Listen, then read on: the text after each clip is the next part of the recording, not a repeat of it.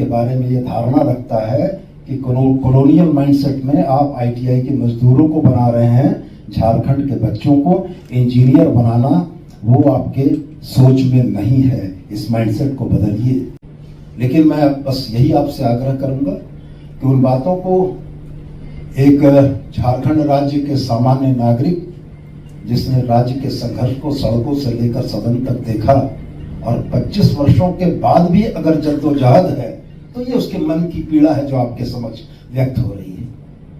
तो मैं बड़ी विनम्रता से, बड़ी क्षमा के साथ आपसे यह कहना चाहूंगा कि आईटीआई के मजदूरों से ऊपर उठकर इंजीनियरिंग तक पहुंचने की कोशिश टाटा स्टील को करनी चाहिए।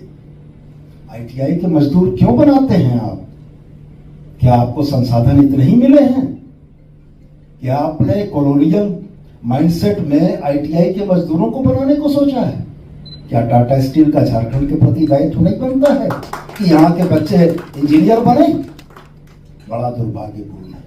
मैं तो जरूर आपसे कहना चाहूंगा कि मेरी इन भावनाओं को आप मैनेजमेंट तक पहुंचाइएगा कि हायर एंड टेक्निकल का मिनिस्टर आपके बारे में ये धारणा रखता है कि कॉलोनियल माइंडसेट में आप आईटीआई के मजदूरों को बना रहे हैं, झारखंड के बच्चों को इंजीनियर बनाना वो आपके सोच में नहीं है। इस माइंडसेट को बदलिए।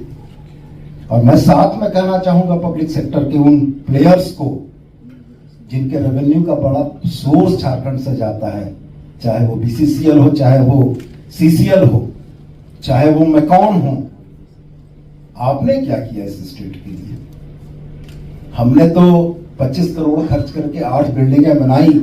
हम न चला पाए तब हमने आपकी तरफ हाथ बढ़ाया और बड़े खुले दिल से हाथ बढ़ाया कि साहब हम सक्षम नहीं हो पा रहे हैं क्वालिटी एजुकेशन में, आप हाथ बढ़ाइए और हमारे बच्चों को क्वालिटी एजुकेशन दीजिए।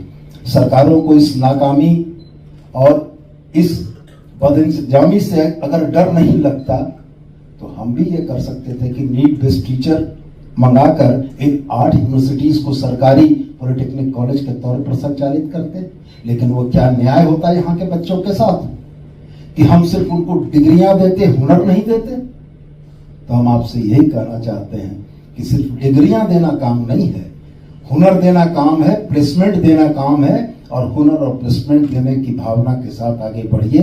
सरकार हर स्तर पर आपके साथ पार्टनरशिप, साझेदारी करने के लिए खड़ी है।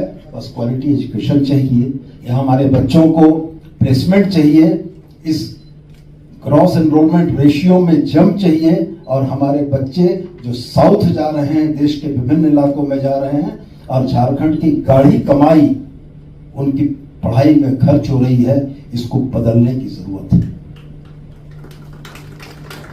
तो मैं पुनः क्षमा प्रार्थी हूं, मेरी कुछ कड़वी बातें आपको खराब लगी होंगी, लेकिन ये पीड़ा थी जो व्यक्त हुई।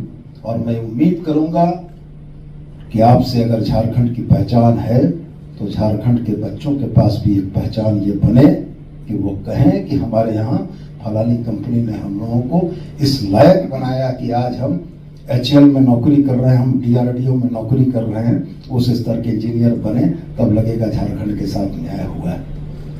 तो मैंने एक मन की भावना व्यक्त की, लेकिन मेरी मन की भावना कहीं भी मुझको प्रेजुडिस नहीं करती है। मैं स्पष्ट यह मानता हूं कि हमने पहला कदम उठाया है, सरकार ने पहला कदम उठाया है।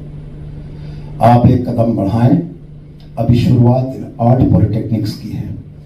हमारा सपना GR के रेशियो को बढ़ाने का तो है ही, हमारा सपना इस बात का भी जरूर है कि झारखंड का कोई भी जिला तकनीकी शिक्षा से, उच्च शिक्षा से वंचित नहीं रहे। लेकिन जब तक सहयोग का हाथ नहीं मिलेगा, जब तक ये मसले नहीं होंगे कि बनी हुई बिल्डिंगें 4-4 साल तक धूप और बारिश झेलेंगी, तो सरकार की हिम्मत नहीं होगी नई आधारभूत संरचनाओं के निर्माण की। तो ये एक मौका है कि इन 8 आधारभूत संरचनाओं के बेहतर संचालन के लिए आपके तरफ से बेहतर प्रस्ताव आए। सिर्फ डिग्रियों